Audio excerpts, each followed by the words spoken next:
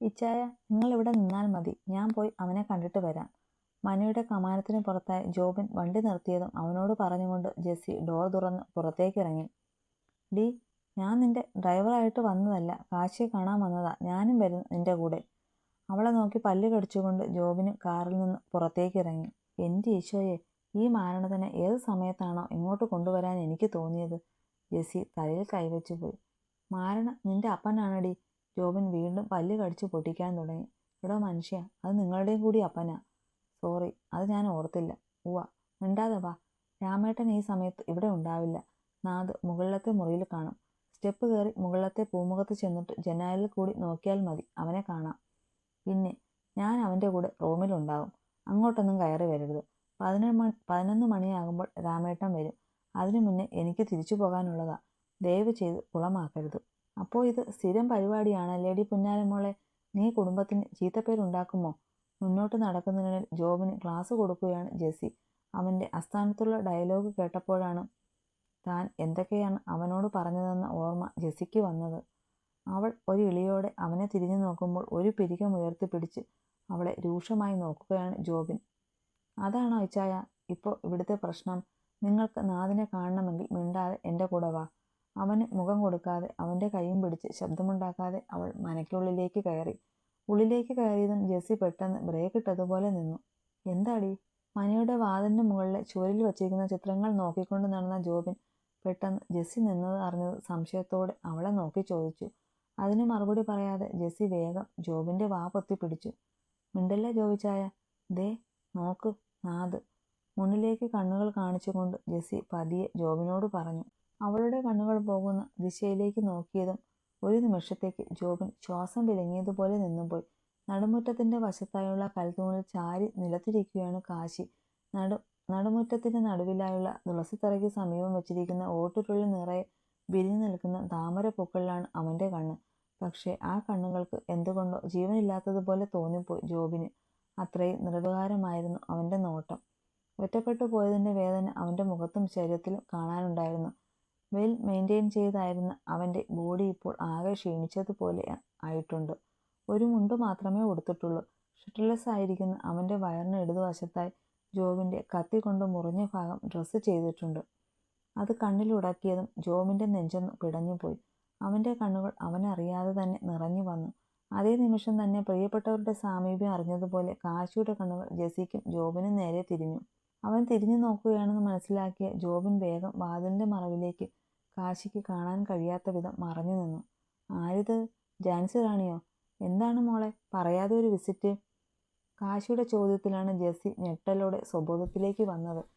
അവൾ വേഗം തനിക്ക് ചുറ്റും കണ്ണുകൾ പായിച്ചു. കൂടെ ജോബിനില്ലെന്ന് മനസ്സിലായതും അവൾ ശ്വാസം വലിച്ചു വിട്ടുകൊണ്ട് കർച്ചീഫ് എടുത്ത് ചുണ്ടിന് മുകളിൽ പൊടിഞ്ഞ് വിയർപ്പ് തുള്ളികൾ ഒപ്പിയെടുത്തു. നീ എന്തായി നോക്കണേ? അവളുടെ പ്രവൃത്തികൾ ഓരോന്നും വീക്ഷിച്ചു കൊണ്ടിരുന്ന കാശി സംശയത്തോടെ ചോദിച്ചു. അതൊന്നുമില്ലെന്നാ, രാമേട്ടൻ ഉണ്ടോയെന്ന് നോക്കിയതാ. ജെസ്സി പെട്ടെന്ന് വായിൽ വന്നൊരു കള്ളം പറഞ്ഞു. അതെന്താ ഇന്ന് പതിവില്ലാത്തൊരു നോട്ടം? രാമേട്ടൻ ഈ സമയത്ത് ഇവിടെ ഉണ്ടാവില്ലെന്ന് നിനക്കറിയുന്നതല്ലേ? ആ, അറിയാം. ഇനി ചിലപ്പോൾ പ്രതീക്ഷിക്കാതെ കയറി വന്നാൽ വല്ലതും കണ്ട് പേടിക്കില്ലേ? ജെസ്സി കുറുമ്പോടെ പറഞ്ഞുകൊണ്ട് കയ്യിലുണ്ടായിരുന്ന ബാഗ് മാറ്റിവെച്ച് കാശിക്കടുത്തേക്ക് ഇരുന്നു കൊണ്ട് അവൻ്റെ നെഞ്ചിലേക്ക് ചാഞ്ഞു. നീ രാവിലെ തന്നെ എന്നെ പ്രകോപിപ്പിക്കാൻ ഇറങ്ങിയതാണോ? അവളെ ഒരു കൈയാൽ ചേർത്ത് പിടിച്ചുകൊണ്ട് കാശി അവളുടെ കാതിൽ മെല്ലെ ഒന്ന് കടിച്ചു വിട്ടു. നാദ്, വെറുതെ ഇരിക്ക്. തിരിഞ്ഞു നോക്കാതെ തന്നെ അവൻ്റെ കവളിൽ കൈ ചേർത്തുകൊണ്ട് ജെസ്സി കുറുകലോടെ പറഞ്ഞു. ഇങ്ങനെയൊക്കെ ഇരുന്നാൽ ഞാൻ എങ്ങനെയാ മോളെ വെറുതെ ഇരിക്കുന്നത്? അവളുടെ കാതോരം അവൻ മെല്ലെ പറഞ്ഞുകൊണ്ട് ജെസ്സി ഒരു പിടപ്പോടെ അവനെ തിരിഞ്ഞു നോക്കി. അടുത്ത നിമിഷം അവൻ ആവേശത്തോടെ അവളുടെ ചുണ്ടുകളെ അവൻ്റെ ചുണ്ടുകളാൽ പൊതിഞ്ഞിരുന്നു. ഒരു കുറുകലോടെ ജെസ്സിയും അവന് വിധേയയായി ഇരുന്നു കൊടുത്തു. എൻ്റെ ഈശോയെ, എന്നെ അങ്ങ് കൊല്ല്. ഞാൻ ഇവിടെയുള്ള കാര്യം ഇവള് മറന്നു പോയതാണോ? അതോ മനഃപൂർവ്വം ഓർക്കാത്തതാണോ? ജെസ്സിയുടെയും കാശിയുടെയും മാരക കിസിങ് കണ്ട് കിളികൾ പറത്തിക്കൊണ്ട് ജോബിൻ തലയിൽ കൈവച്ചു പോയി. പോകുന്നതാ നല്ലത്. ഇതിനിടയിൽ അവൻ എന്നെ എന്തായാലും കാണില്ല. ഇനി നിന്നാൽ കന്യകനായ ഞാൻ പലതും കണ്ട് പേടിക്കേണ്ടി വരും. ഓരോന്നും പറഞ്ഞ് പരിതപിച്ചുകൊണ്ട് ജോബിൻ ശബ്ദമുണ്ടാക്കാതെ മനയ്ക്ക് പുറത്തേക്ക് ഇറങ്ങി. അവിടെ നിന്ന് ഇറങ്ങുമ്പോൾ അവൻ്റെ ചുണ്ടുകളിൽ സംതൃപ്തിയുടെ ചിരി പടർന്നിരുന്നു. ഇനി വരാൻ പോകുന്ന ദുഃഖങ്ങളെക്കുറിച്ചറിയാതെ അവൻ മനസ്സ് നിറഞ്ഞ സന്തോഷത്തോടെ ജെസ്സിയെ കാത്ത് കാറിനുള്ളിൽ തന്നെ ഇരുന്നു. ദീർഘനേരത്തെ ചുംബനത്തിനൊടുവിൽ ജെസ്സിയുടെ അധരങ്ങളിൽ നിന്ന് മനസ്സില്ലാ മനസ്സോടെ പിന്മാറുമ്പോൾ കാശിയും വല്ലാതെ കിതച്ചു പോയിരുന്നു. നിന്റെ ഇടയ്ക്കിടയ്ക്കുള്ള ഈ വരവ് എനിക്കൊരു പാരയാകുമോ ജെസ്സി? അവളുടെ മുടിയിഴകൾക്കിടയിൽ പൂഴ്ത്തി വെച്ചിരുന്ന തൻ്റെ മുഖം ഒന്നുയർത്തി അവളുടെ മിഴികളിലേക്ക് നോക്കി അവൻ കുറുമ്പോടെ ചോദിച്ചു. നീ എന്താ അങ്ങനെ ചോദിച്ചത്? ജെസ്സിയുടെ നെറ്റി ചുളിഞ്ഞു. അല്ല, ഇങ്ങനെ എപ്പോഴും ഒരു കിസിൽ മാത്രം എൻ്റെ പ്രണയം ഒതുക്കി വയ്ക്കാൻ കഴിയുമെന്ന് എനിക്കൊരു വിശ്വാസവുമില്ല കേട്ടോ. ഞാൻ ചിലപ്പോൾ നിന്നോട് വല്ല കടുങ്കയും ചെയ്തു പോവും. അതിൻ്റെ അവസാനം ദേ ഇവിടെ ഒരു കുഞ്ഞാവ് വരും. ജെസ്സിയുടെ ടോപ്പിന് മുകളിലൂടെ അവളുടെ വയറിൽ കൈകൾ അമർത്തിക്കൊണ്ട് കാശി കുറുമ്പോടെ പറഞ്ഞു. പിന്നെ നിന്റെ തറവാട്ടിൽ ഇതിൻ്റെ പേരിൽ വലിയ പ്രശ്നമുണ്ടാകും. കൊച്ചിൻ്റെ അച്ഛൻ ആരെന്ന് ചോദിക്കും. അപ്പോൾ നീ എൻ്റെ പേര് പറയും. പറഞ്ഞില്ലെങ്കിലും എല്ലാവർക്കും അറിയാം. അതുകൊണ്ട് അത് വിട്. അപ്പോഴാണ് എൻ്റെ എൻട്രി. ഞാൻ വരുന്നു, നിന്നെ വിളിക്കുന്നു, നീ എൻ്റെ കൂടെ ഇറങ്ങി വരുന്നു. ആഹാ അന്തസ്! ആഹാ എത്ര നല്ല നടക്കാത്ത സ്വപ്നം! കാശി ഒരു താളത്തിൽ പറഞ്ഞു വന്നതും ജെസ്സി അതേ താളത്തിൽ പറഞ്ഞുകൊണ്ട് അവളുടെ വയറ്റിലിരുന്ന് അവൻ്റെ കൈ തട്ടി എറിഞ്ഞു. പോയി പോയി, മൂട് പോയി. നിന്നെ കൊണ്ടൊന്നും ഒന്നിനും കൊള്ളില്ലടി മാക്കാച്ചി. അവളോട് പരിഭവിച്ചുകൊണ്ട് കാശി കൈയും കെട്ടി അവൾക്ക് എതിർവശത്തേക്ക് തിരിഞ്ഞിരുന്നു. എടാ തെമ്മാടി, നീ ഇങ്ങനെ പറയുന്നതല്ലാതെ ഒന്നും ചെയ്യാൻ പോകുന്നില്ലെന്ന് എനിക്ക് നന്നായി അറിയാം. നമ്മുടെ കിച്ചുവും ജോയിച്ചായനും ഒന്നിക്കും വരെ നമുക്കൊരു ജീവിതം വേണ്ടാന്ന് നമ്മൾ ഒരുമിച്ചെടുത്ത തീരുമാനമല്ലേ? ആ, അത് കാരണമാ ഞാൻ ഇങ്ങനെ ഇരുന്ന് മുരടിച്ചു പോകുന്നത്. ജെസ്സി പറയുന്നത് കേട്ട് കാശി പിറുപിറുത്തു. മിണ്ടാതിരിക്കടാ, ഞാൻ പറയുന്നതിൻ്റെ ഇടയ്ക്ക് കയറി സംസാരിച്ചാൽ ഞാനിപ്പോൾ ഇവിടുന്ന് പോകും. തന്നെ പറയാൻ സമ്മതിക്കാതെ മുഖവും വീർപ്പിച്ച് ഓരോന്ന് പിറുപിറുക്കുന്ന കാശിയുടെ തലയ്ക്ക് ഒരെണ്ണം കൊടുത്തുകൊണ്ട് ജെസ്സി അവനെ നോക്കി കണ്ണുരുട്ടി. ഓ അടിയൻ! അവൾക്ക് നേരെ തിരിഞ്ഞ് തല കുനിച്ചുകൊണ്ട് കാശി താല്പര്യമില്ലാതെ പറഞ്ഞു. എൻ്റെ കർത്താവെ, ഇവനെ കരയിലൂടെയും വെള്ളത്തിൽ കൂടെയും കൊണ്ടുപോകാൻ പറ്റില്ലല്ലോ. ഇല്ല, പറ്റില്ല. ശരി, നിനക്കിപ്പോൾ എന്താ വേണ്ടത്? എനിക്ക് നിന്നെ വേണം, ഇപ്പോൾ ഈ നിമിഷം. തൻ്റെ ചോദ്യത്തിന് ഒട്ടും ആലോചിക്കാതെയുള്ള കാശിയുടെ മറുപടി ജെസ്സി ഞെട്ടലോടെ അവനെ മിഴിച്ചു നോക്കി. എന്താ, പറ്റില്ലേ? പറ്റില്ലെങ്കിൽ നീ പൊയ്ക്കോ. പക്ഷേ ഇനി എന്നെ കാണാനെന്ന് പറഞ്ഞ് ഇങ്ങോട്ട് വരരുത്. പുറത്ത് വെച്ച് കാണുന്നതൊക്കെ മതി, കാശി ഗൗരവത്തോടെ പറഞ്ഞു. നാഥ്, നീ ശരിക്കും കാര്യമായിട്ടാണോ പറയുന്നത്? നീ എന്നെ കളപ്പിക്കുകയാണെന്ന് കരുതിയാ ഞാൻ? ജെസ്സി കുറ്റബോധത്തോടെ തല താഴ്ത്തി. അതെ, ഞാൻ കാര്യമായി തന്നെയാ പറഞ്ഞത്. കിച്ചുവും ജോയിച്ചനും തമ്മിൽ ഇപ്പോൾ പ്രശ്നമൊന്നുമില്ല. അവർ ഏകദേശം ഒന്നായി കഴിഞ്ഞു. പിന്നെ എന്താണ് നമുക്കിടയിലെ തടസ്സം? കാശി ചോദിക്കുമ്പോൾ ജെസ്സി അവനെ തലയുയർത്തി സംശയത്തോടെ നോക്കി. നിനക്കറിയില്ലേ എന്താ തടസ്സമെന്ന്? ജെസ്സി അവൻ്റെ കണ്ണുകളിലേക്ക് നോക്കി ചോദിച്ചു. ഇല്ല, എൻ്റെ അറിവിൽ ഒരു തടസ്സവുമില്ല. ഇനി നിനക്കെന്തെങ്കിലും ഉണ്ടെങ്കിൽ പറഞ്ഞോ, ഞാൻ ഒഴിഞ്ഞു തന്നേക്കാം. നാഥ്, കാശിയുടെ വാക്കുകളിൽ ഒരു നിമിഷം പകച്ചുപോയി ജെസ്സി. നീ എന്തൊക്കെയാ പറയുന്നത്? ഒഴിഞ്ഞു തരാമെന്നോ? അപ്പോൾ അത്രയേ നീ എന്നെ മനസ്സിലാക്കിയിട്ടുള്ളോ? നിന്റെ ഏത് ആഗ്രഹമാണ് ഞാൻ സാധിച്ചു തരാതെ നിന്നിട്ടുള്ളത്? നിനക്കിപ്പോൾ എന്താ വേണ്ടത്? എന്നെയല്ലേ? എടുത്തോ, എനിക്കൊരു എതിർപ്പുമില്ല. പക്ഷേ ഇനി ഇങ്ങനെയൊന്നും പറയല്ലേ നാഥ്. ഞാൻ ഇല്ലാണ്ടായി പോവും. ജെസ്സിയുടെ കണ്ണുകൾ നിറഞ്ഞ് കണ്ണുനീർ തുള്ളികൾ പുറത്തേക്ക് ചാലിട്ടൊഴുകി. അവളുടെ കണ്ണുനീർ കണ്ടപ്പോഴാണ് താൻ പറഞ്ഞത് അവളെ അത്രയും വേദനിപ്പിച്ചു എന്ന് കാശിക്ക് മനസ്സിലായത്. അവൻ പകപ്പോടെ അവളെ നോക്കിയിരുന്നു പോയി. ജെസ്സി, കരയല്ലേ. ഞാനൊരു തമാശയ്ക്ക് നിന്നെ കളിപ്പിക്കാൻ പറഞ്ഞതല്ലേ. അയ്യേ, എൻ്റെ ജാൻസി റാണി ഇത്രയും ഉണ്ടായിരുന്നല്ലോ. അവളുടെ കണ്ണുകൾ തുടച്ചുകൊണ്ട് അവൻ പറയുമ്പോൾ ജെസ്സി ഒന്ന് വിതുമ്പിപ്പോയി. കളിയായിട്ടാണെങ്കിൽ പോലും എന്നെ വിട്ടുപോകുമെന്ന് പറയല്ലേ നാഥ്. ഞാൻ മരിച്ചു പോകും. നീ ഇല്ലാതെ ഈ ജന്മം എനിക്കിനി കഴിയില്ലടാ. പറയുന്നതിനൊപ്പം പൊട്ടിക്കരഞ്ഞുകൊണ്ട് അവൻ്റെ നെഞ്ചിലേക്ക് വീണിരുന്നു ജെസ്സി. ജെസ്സി മോളെ, കരയില്ലേടെ. ദേ എന്നെ നോക്കിയേ. നിന്റെ നാഥ് നിന്നെ വിട്ടുപോകുമെന്ന് നിനക്ക് തോന്നുന്നുണ്ടോ? അവളുടെ മുഖം പിടിച്ചുയർത്തി അവളുടെ കണ്ണുകളിലേക്ക് നോക്കി അവൻ ചോദിക്കുമ്പോൾ നിഷേധാർത്ഥത്തിൽ തല ചലിപ്പിച്ചു അവൾ. അപ്പോൾ അറിയാം ഞാൻ നിന്നെ വിട്ടിട്ട് എങ്ങും പോകില്ലെന്ന്. എന്നിട്ടാണ് ഇങ്ങനെ ഇരുന്ന് മോങ്ങുന്നത്.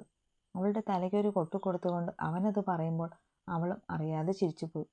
പോടാ, നീ എന്നെ ഓരോന്ന് പറഞ്ഞ് കരയിപ്പിച്ചത്. ഞാൻ അങ്ങനെ കരയൊന്നുമില്ല. ഞാനേ ബോൾഡ്.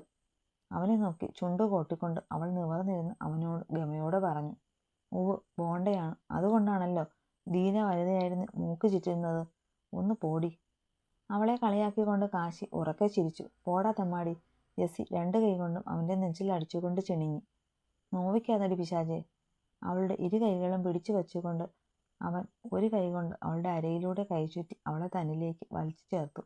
അവൻ്റെ വലിയിൽ തൻ്റെ മാറിടങ്ങൾ അവൻ്റെ നെഞ്ചിൽ ശക്തിയായി അമർന്നതും ജെസ്സിയുടെ നിശ്വാസം ഉയർന്നുപോയി. അവളുടെ മാറിടങ്ങളുടെ മൃദുലത അവൻ്റെ നഗ്നമായ നെഞ്ചിൽ അറിഞ്ഞതും കാശിയും ഒന്ന് വിറച്ചുപോയി. പക്ഷേ അവളെ തന്നിൽ നിന്ന് അടർത്തി മാറ്റാൻ അവനോ അവനിൽ നിന്ന് അകന്നു മാറാൻ അവളോ ശ്രമിച്ചില്ല. ഒരു നിമിഷം രണ്ടുപേരുടെയും കണ്ണുകൾ തമ്മിലിടഞ്ഞു. അവരുടെ അധരങ്ങൾ തമ്മിലുള്ള അകലം കുറഞ്ഞു വന്നു. പക്ഷെ അവളുടെ ചുണ്ടുകളെ പാടെ അവഗണിച്ചുകൊണ്ട് കാശി തന്റെ അധരങ്ങൾ അവളുടെ കഴുത്തിടുക്കിൽ പതിപ്പിച്ചു. വികാരങ്ങൾ കലർന്ന ശബ്ദത്തോടെ ജെസ്സി വില്ലുപോലെ പിറകിലേക്ക് വളഞ്ഞുപോയി. അതിനനുസരിച്ച് അവളിലേക്ക് ആയുന്നതിനൊപ്പം കാശിയുടെ അധരങ്ങൾ അവളുടെ കഴുത്തിലെ മാംസളങ്ങളിൽ ആഴത്തിൽ പതിഞ്ഞുകൊണ്ടിരുന്നു. നാഥ്! അവന്റെ അധരങ്ങൾക്കൊപ്പം അവിടെ ദന്തങ്ങളും സ്ഥാനം പിടിച്ചതും ജെസ്സിയുടെ കൈവിരലുകൾ കാശിയുടെ പിന്തലയിലെ മുടിയിഴകളിൽ ആഴത്തിൽ അമർന്നു മുറുകി. അവളുടെ കഴുത്തിലെ ഓരോ അണുവിനെയും കടിച്ചു നുണയുന്നതിനൊപ്പം അവളെ നിലത്തേക്ക് ചായ്ച്ചു കിടത്തിക്കൊണ്ട് അവനും അവളിലേക്ക് അമർന്നു. അവന്റെ ദൃഢമായ ശരീരം തന്നിലേക്ക് അമർന്നതും ജെസ്സിയുടെ ശ്വാസഗതി വല്ലാതെ ഉയർന്നുപോയി.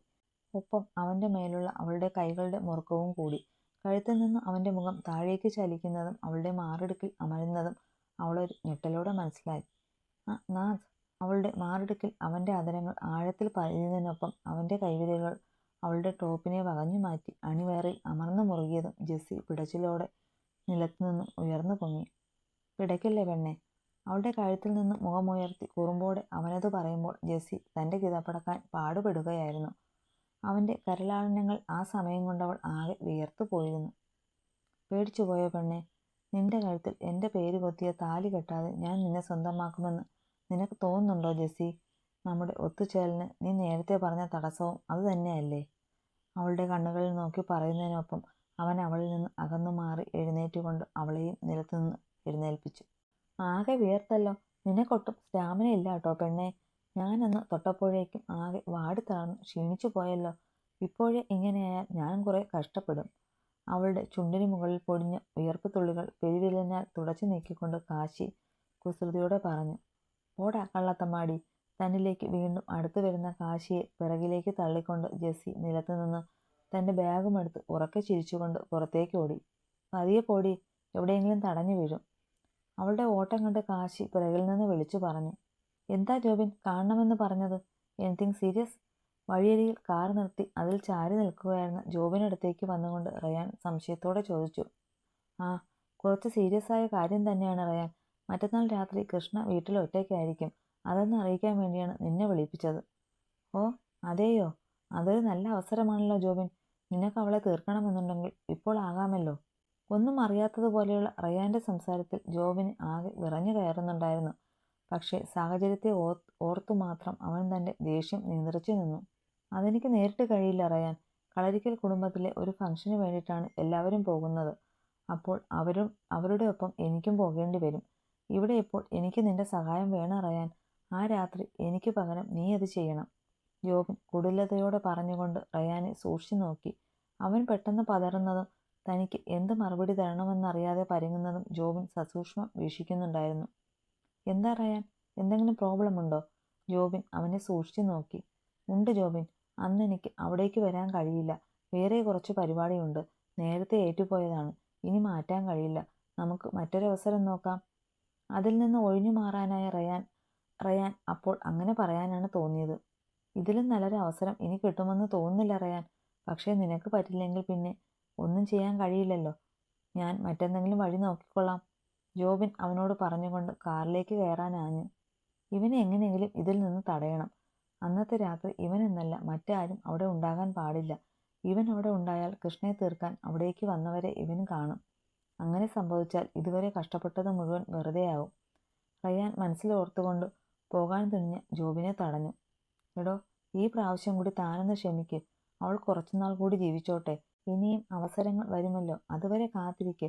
ഒറ്റയ്ക്കൊന്നിനും ഇറങ്ങിത്തിരിക്കണ്ട. നല്ലൊരവസരം നോക്കി നമുക്ക് അവളെ പൂട്ടാം. ജോബിന്റെ കയ്യിൽ പിടുത്തമിട്ടുകൊണ്ട് റയാൻ പ്രതീക്ഷയോടെ പറഞ്ഞു. അവന്റെ ഉള്ളിൽ എന്താണെന്ന് അറിയുന്നത് കൊണ്ട് തന്നെ ജോബിൻ അത് അംഗീകരിക്കും പോലെ അവനോടെല്ലാം സമ്മതിച്ചു കൊടുത്തു. ശരി റയാൻ, കാണാം. അവനോട് യാത്ര പറഞ്ഞ് ജോബിൻ അവിടെ നിന്ന് പോയി. പൊയ്ക്കോ ജോബിൻ, നീ ആഗ്രഹിക്കുന്നത് പോലെ തന്നെ എല്ലാം നടക്കും. പക്ഷേ നീ അതിനുവേണ്ടി ഒന്നും ചെയ്യേണ്ടി വരില്ല. മുന്നിലേക്ക് കുതിക്കുന്ന ജോബിന്റെ കാലിൽ നോക്കി റയാൻ പുഞ്ചിരിയോടെ പറഞ്ഞു. അതേസമയം സൈഡ് മിററിലൂടെ റയാനെ നോക്കിയിരുന്ന ജോബിന്റെ കണ്ണുകൾ നിറഞ്ഞത് അവനെ കൊല്ലാനുള്ള പകയായിരുന്നു. സന്തോഷിക്ക് റയാൻ. മറ്റൊരുവനു വേണ്ടി നീ കളിക്കുന്ന ഈ നാടകം ഇനിയുള്ള ഒരു രാത്രിയും പകലും കൂടി മാത്രമേ ഉണ്ടാകൂ. നിന്നെ മുന്നിൽ നിർത്തി പിറകിലിരുന്ന് ചരട് വലിക്കുന്നവന്റെ മുഖംമൂടി പറിച്ചെറിയും ഞാൻ. കാത്തിരുന്നോ നീ. നിന്റെ ജീവൻ നിലയ്ക്കുന്ന നിമിഷത്തിനായി. പുച്ഛത്തോടെ മനസ്സിൽ ഓർത്തുകൊണ്ട് ജോബിൻ കാർ മുന്നോട്ട് പറപ്പിച്ചു.